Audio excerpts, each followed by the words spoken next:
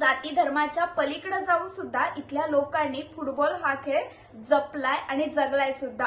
म्हणजे ज्या वेळेला भारताला स्वातंत्र्य मिळालं, ब्रिटिश भारत देश सोडून गेले, देशाची फाळणी झाली आणि त्याच वेळेला गांधी हत्या सुद्धा झाली।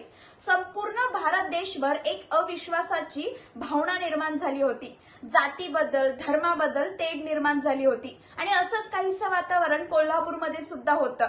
मग कोल्हापुरातल्या शिवाजी तरुण मंडळामध्ये काही मुस्लिम खेळाडू होते, ब्राह्मण खेळाडू होते। मग ह्या खेळाडूंवर हल्ला करायचा असं काही विघ्न संतोषी लोकांनी ठरवलं होतं, पण त्यांचा तो कट या पेठेतल्या लोकांनी उधळून लावला आणि या शिवाजी तरुण मंडळाच्या या खेळाडूंचं रक्षण अक्षरशः ढालीसारखं या पेठेतल्या लोकांनी केलं।